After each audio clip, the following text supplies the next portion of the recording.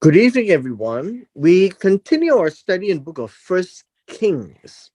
Today we begin with chapter 12, and I would like every one of us to be aware that chapter 12 is the description of a very pivotal point in the history of the nation of Israel. It is at this point in time where we see the fulfillment of what God had spoken through Ahijah in chapter 11, with the intent of splitting the kingdom into the north and south. And what exactly transpired?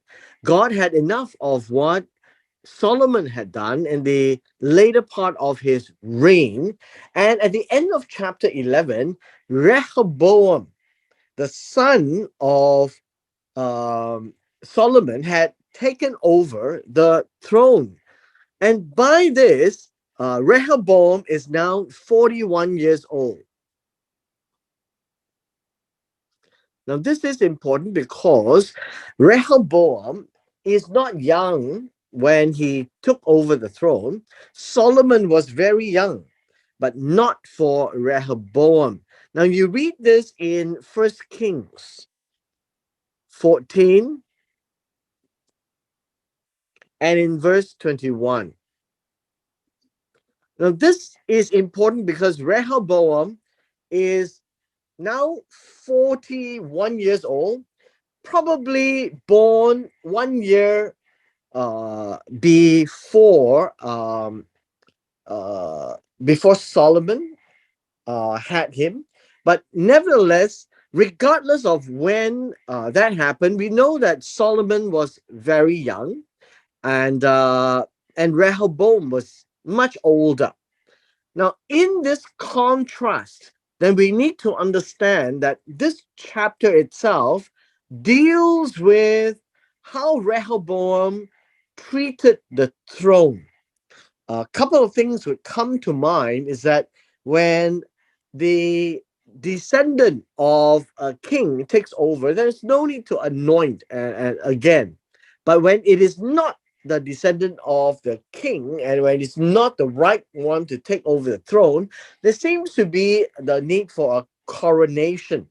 And so we read in chapter 12, verse 1, that he went to Shechem for this coronation. Now, this is an unusual position because all Israel had come to Shechem to make him king. But we also read in chapter 11, it was Jeroboam who is going to take 10 tribes. And the descendant of Solomon, which is Rehoboam, and he would take two tribes. This is depicted in the garment that was split into 10 and 2. Now, at this point in time, this has not taken place yet. The split of the kingdom is not yet. And we find Rehoboam going to Shechem for a coronation. Now, understand that at this point in time, Jeroboam was still in Egypt. He was deposed to Egypt, and the coronation taken place in Shechem is in the land of Ephraim. And this is the northern kingdom. And so there seems to be a bit of a confusion as we begin chapter 12 that Rehoboam is actually wanting to continue the reign of all Israel. Now, this all Israel is the 12 tribes. They came for the coronation to make him king. And then, this would be an and then, when Jeroboam, the son of Nevat, heard this, he was in Egypt. At this point in time, he had fled the presence of King Solomon. He came back.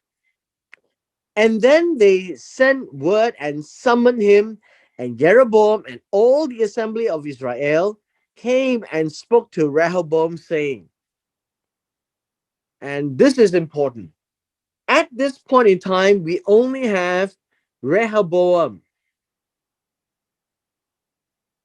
as king over all Israel. And so the question would be, will the king fulfill some of the requirements of the rest of the nations? And if he did, then all Israel will crown him king. And so let us begin to look from verse 4 onwards to see what actually happened or transpired to lead to a split kingdom. The prophecy was given in chapter 11. The fulfillment is going to happen in chapter 12.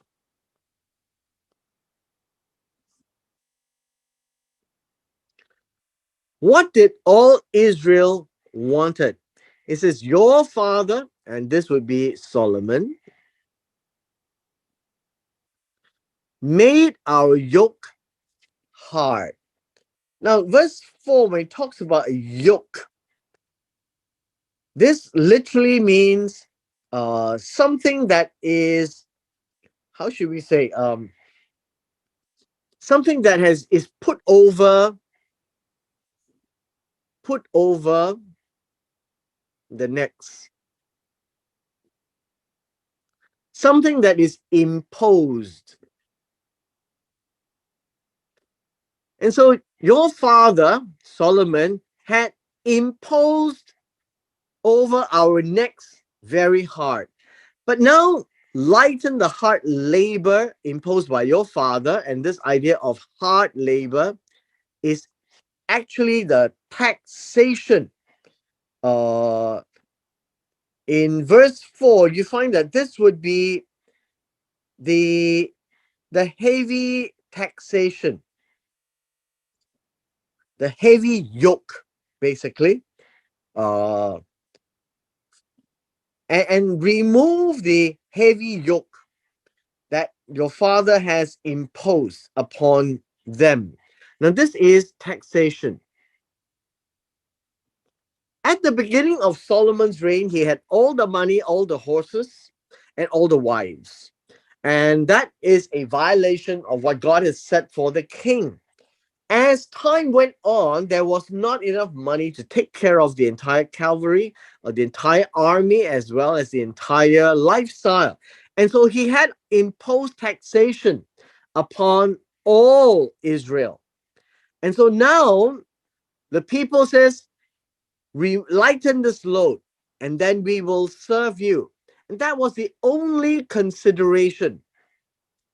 Lighten the taxation and we will serve you. And this is the demand of the people.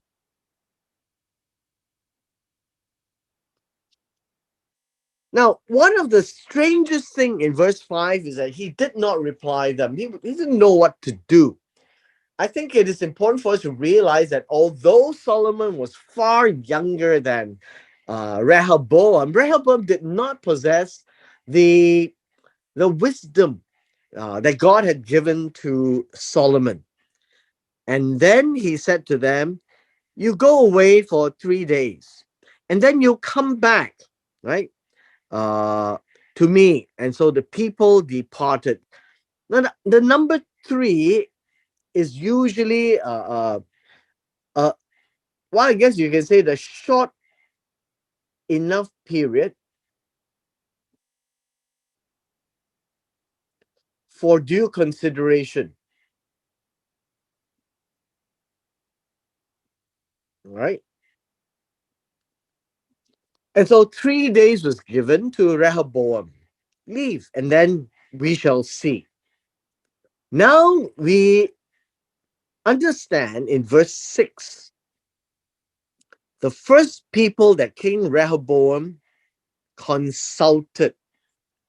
The idea of consulted or sought advice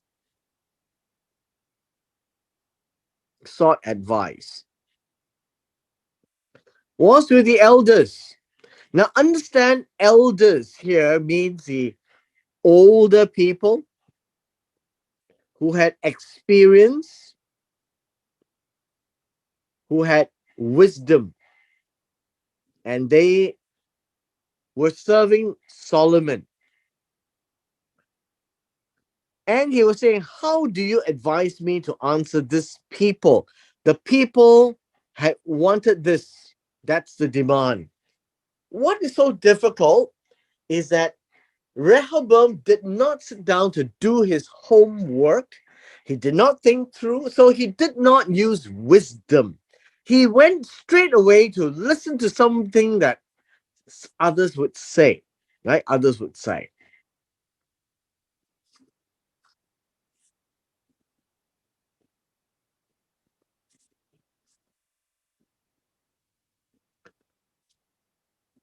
Verse 7.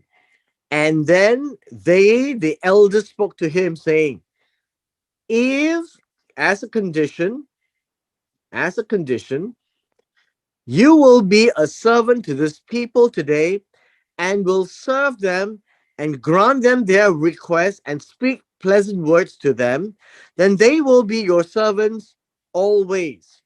This is wisdom. And the wisdom is that in verse 7, the word always means all the days, or all his days, in fact, right?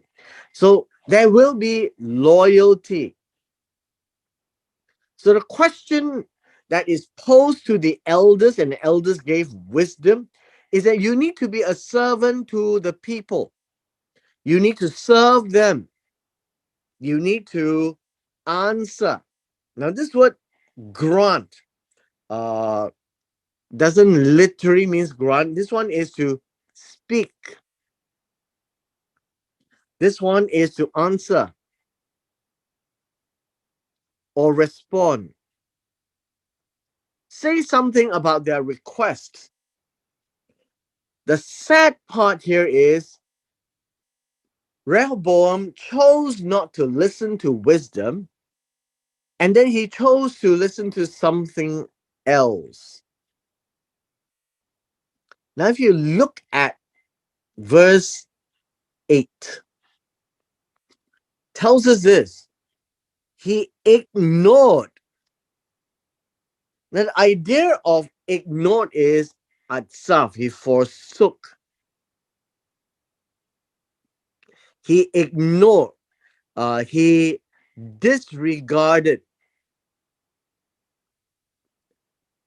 This is like, the psalm saying, my God, why hast thou forsaken me? That's the same word.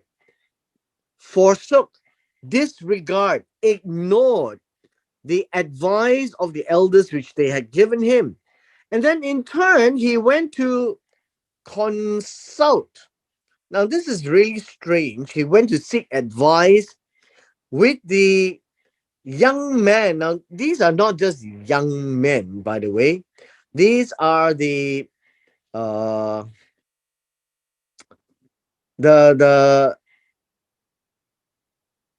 the youth. I guess you can use the word. This would be the youths who had grown up with him. And so we say youth, well, it would be about his age, close to the age of 40. And these were his peers. He had preferred to listen to his peers rather than the wisdom of the elders. And to rule the country, he need to have wisdom, not support. In verse 9, he said to the young man who grew up with, what advice do you give me so that we may answer these people who have spoken to me, saying, lighten the load, yoke which your father put on us? This is to reduce taxation. Verse 10. It says, and the young man who had grown up with him spoke to him, saying, This is what you should say to these people who spoke to you, saying, your father made our yoke heavy, now make it lighter for us. The problem here is you should speak this way to them. And this is a very rash statement. My little finger is thicker than my father's waist. Now, the English seems to say this, but I think it is important for us to realize that this word waist is loins. My little finger is thicker than my father's loins. This is a Hebrew way of expressing the fact that Rehoboam has what we say uh greater authority. Maybe you could say that with greater authority. Um, he could say that his little finger would be his weakest point. His weakest is stronger than my father's vigor. When my father is very strong, I am actually stronger than him many times. Now, this idea is saying that Rehoboam is telling his people that he is all powerful,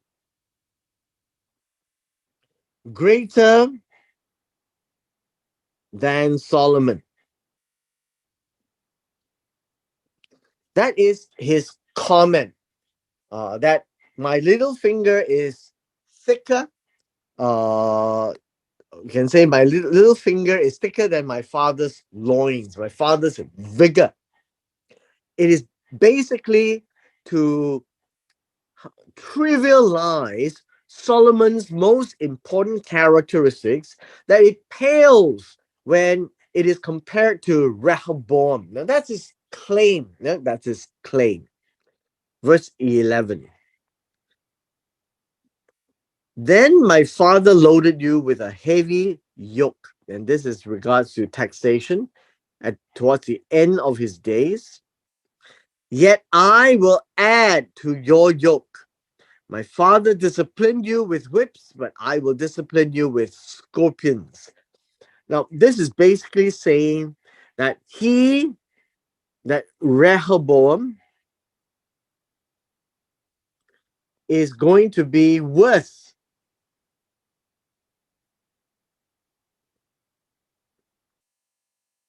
than Solomon. Now, although we think of Solomon being wise, he was also fairly heavy handed by his taxation rules. And right now, you find that in verse 11, Rehoboam says that he will add. This word add literally means to increase, to augment.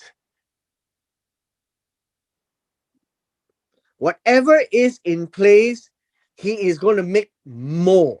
Now that's the idea here. So that the people will really feel the pressure. And so the father disciplined you with whips, which is normal. I will discipline you with scorpions, which is not normal. This is a far worse scourge than ever before. Verse 12.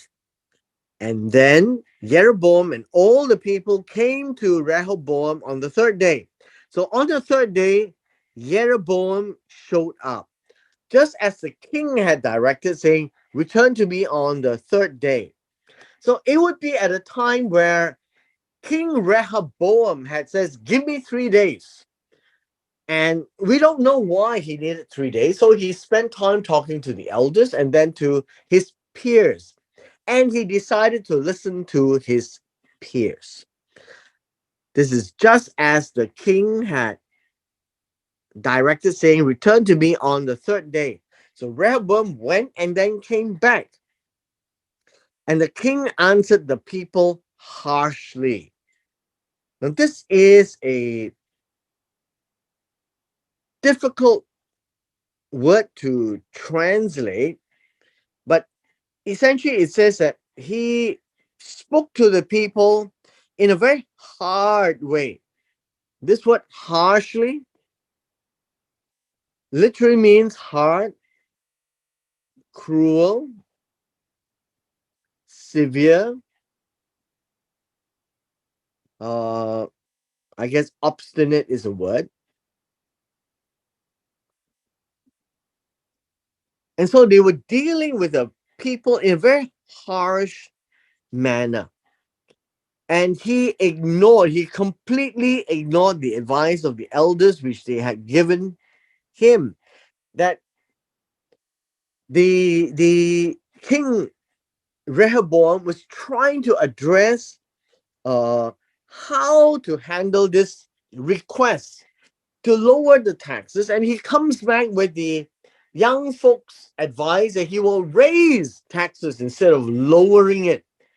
And that is what it means that he ignored the advice of the elders. This is very key because ignorance is not bliss. Ignorance here talks about a very conscious denial, a conscious pushing away uh, of what God had wanted him to do. And he looked at what Solomon imposed and he took his friend's advice and increased that taxation. So you find that this word harsh is hard, cruel, severe, or obstinate, and he ignored the advice of the elders. The elders had always given good advice to Solomon, and he could tell one from another. In this case, Rehoboam couldn't. And he just decided to size up himself to accept the advice of his peers and therefore lead to the downfall of his nation. Verse 14. And he spoke to them according to the advice of the young men, saying, "My father made your yoke heavy, and I will add to your yoke. My father disciplined you with whips, that I will discipline you with scorpions." Rehoboam is projecting himself as a bigger king than King Solomon, as if he could actually overthrow Solomon from his stature of a king. It is sad to see that Rehoboam thought that by his own friends, his own power, he can actually make anything happen, and the answer is no. So the king did not listen to the people because it was the turn of events from the Lord in order to establish his word, which the Lord spoke through Ahiah, the Shilonite, and Jeroboam, the son of Nevat. What do you think verse 15 is trying to say? The king did not listen to the people. This is alarming.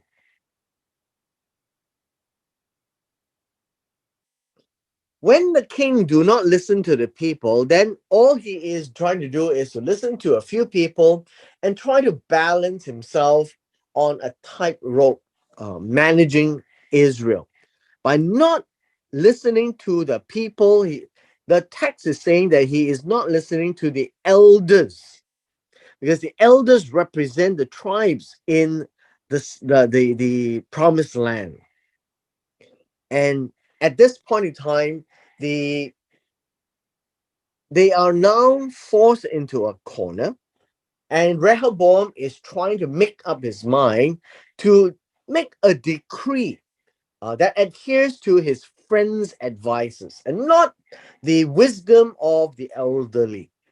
It appears that God had positioned the young men to advise Rehoboam to test him and tempt him to make up his mind, and he chose to ignore the people, thereby fulfilling what God had wanted to do through Jeroboam. Verse 16. Now, I want us to pay good attention to verse 16. When all Israel saw. Now, this is interesting because this word is there. So, that the king did not listen to them, the people replied to the king, saying, "What share do we have in David? We have no inheritance of the son of Jesse. To all your tents, Israel, now look after your own house, David." So Israel went away quickly to their tents. This is all Israel with regards to the 12 tribes. But more importantly, I think, given the context of this passage, then this all Israel will mean all 10 tribes. This is important for us to realize that all Israel from here onwards does not mean all 12 tribes. It means all 10 tribes of the northern nation. And the people replied to the king, saying, "What share do we have in Israel?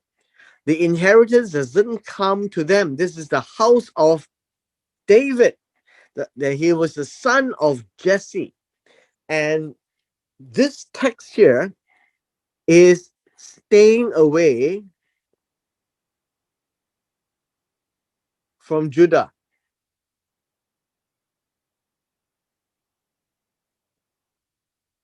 The northern kingdom says, we're not Judah.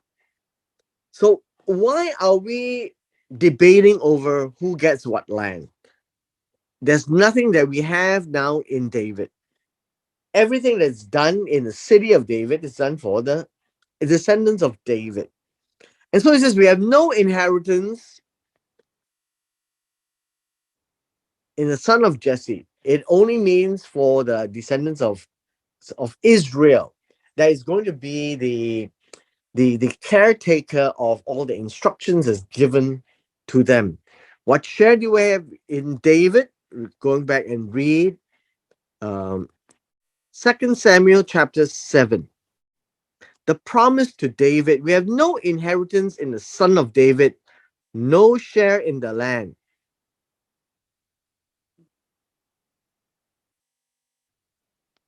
No share of the land. But in 2 Samuel 7, it also refers to the promise that God gave to the house of David.